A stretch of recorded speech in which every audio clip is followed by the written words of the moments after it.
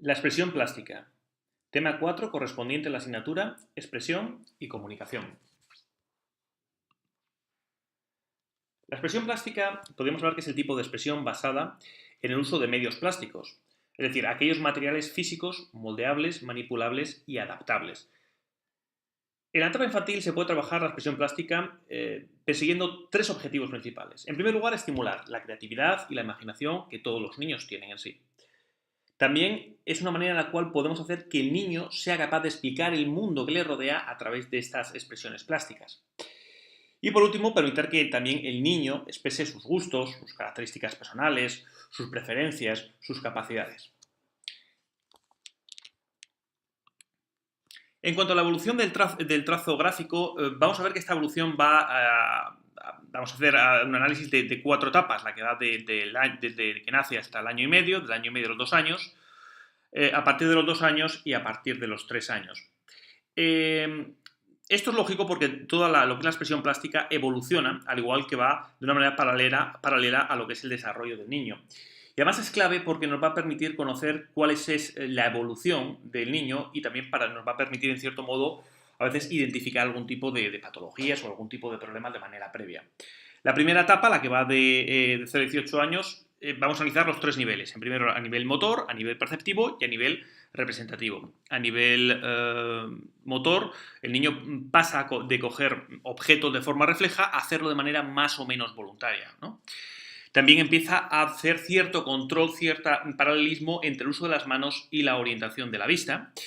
Y a nivel representativo, al final, cuando ya tiene el año y medio, se empieza a hacer manifestaciones gráficas mediante el movimiento de las manos. Del año y medio a los 2 años, el niño es capaz de hacer ya movimientos horizontales u oblicuos, no del todo verticales, e incorporar las articulaciones del codo en el movimiento. Los movimientos finos aún se realizan con muy poco control, con muy poca destreza, y todo el placer lo obtiene mediante el movimiento, la manera en la cual los niños, la típica etapa en la cual se dice que los niños no paran, ¿no? Es a partir de los 2 años cuando aparecen ya los trazos circulares, hay un mayor control tanto de la muñeca y también se empieza a realizar la función de pinza con los dedos. La mirada comienza a seguir los movimientos finos de la mano, aunque los movimientos de la mano siguen siendo independientes, en cierto modo, de la visión. Y el niño también empieza a interesarse por sus primeras producciones en forma de garabatos, etc. Ya es a partir de los 3 años cuando se perfecciona el movimiento, tanto de muñeca y de los movimientos finos y precisos. Es también cuando se empieza a integrar el movimiento óculo-manual y trata de dirigir los movimientos ya de una manera más fina. Los trazos evidentemente, están mejor desarrollados. El grafismo o la escritura, o digamos los garabatos que se producen, toman un valor ya de signo, ¿no? Tienen cierto grado de representación y el niño comienza incluso a poner nombre a sus obras.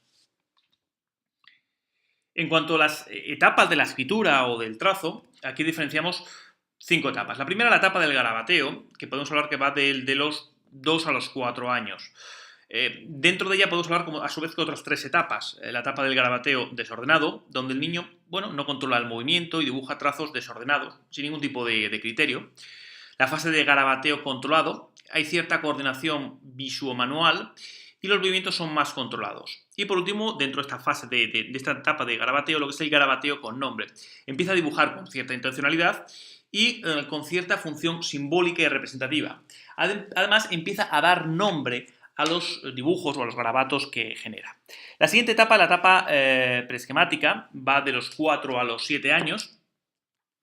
Es frecuente que en este caso se dibujen figuras humanas, aunque las proporciones, tanto de la cabeza, de las diferentes partes del cuerpo, pues no son las correctas y lo representado comienza a parecerse al objeto real, ¿no?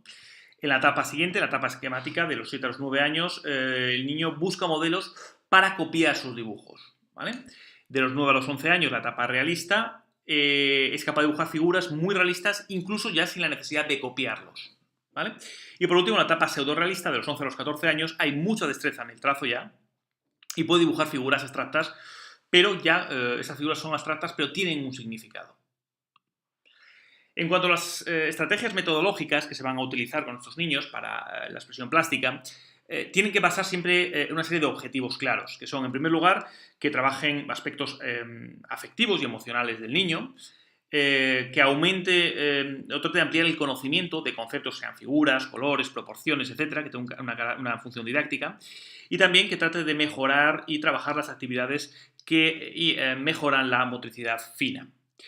Por tanto, es función de las orientaciones que debe dar el técnico superior en educación infantil al trabajar con este tipo de metodologías es, en primer lugar, la complejidad. La complejidad tiene que ser progresiva, adaptada a las etapas que habíamos visto antes. En segundo lugar, tiene que tener en cuenta que tiene que haber un planteamiento lúdico, es decir, el niño tiene que tener la capacidad de divertirse mientras realiza ese tipo de actividades plásticas. También es muy importante dar expresividad y flexibilidad al niño de tal manera que tenga libertad a la hora de poder expresar sus sentimientos, ¿no? Por lo tanto, hay que adoptar de cierta flexibilidad. Por otro lado, las actividades deben estar planificadas. En este caso, es la función del técnico superior de educación infantil planificarlas. Y después las instrucciones tienen que ser claras y sencillas. No tienen que ser muy complejas para que las entienda bien el niño y las pueda realizar. La metodología que aplica el técnico superior de educación infantil tiene que estar adaptadas, ¿no? Adaptadas a las dos etapas principales, las del ciclo infantil, el primer ciclo infantil de 0 a 3 años y el segundo ciclo infantil que va de 3 a 6 años. En el primer ciclo infantil de 0 a 3 años, los materiales más utilizados suelen ser lápices, también algunos tintes naturales, y las técnicas más utilizadas es el garabato, el rasgado o el pegado.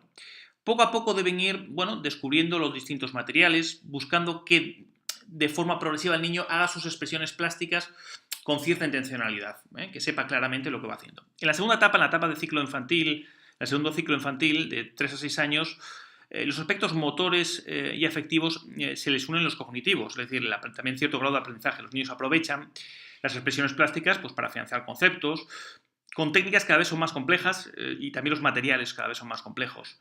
Eso yo no es óbice para, evidentemente, dar libertad a su creatividad, pero siempre buscando la intencionalidad. La intencionalidad del niño cuando está realizando el dibujo.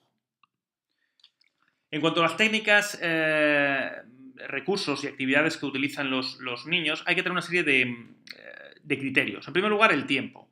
El tiempo del que se dispone, evidentemente, para realizar esa actividad plástica. Los materiales que se van a utilizar, cuáles son los más necesarios. También hay que tener en cuenta el acompañamiento, es decir, los niños muchas veces estas actividades no las tienen que hacer solos, sino que tienen que estar acompañados y supervisados por el técnico superior en educación infantil. ¿Qué objetivos nos planteamos? Objetivos queremos mejorar el trazo fino, queremos mejorar la expresividad, etc. Y también tener en cuenta, por supuesto, el nivel de madurez del niño. Frente a esto, ¿qué técnicas utilizamos? Bueno, en primer lugar, el dibujo y la pintura. El dibujo y la pintura, sin duda alguna, es el más utilizado de todas las expresiones plásticas. Los materiales que se pueden utilizar pues, van desde los lápices de grafito, rotuladores, ceras, pinturas de dedos, o acrílicas, maquillajes, tizas, témperas, acuarelas. Hay muchísimos materiales que se pueden utilizar y continuamente en el mercado van saliendo nuevos materiales.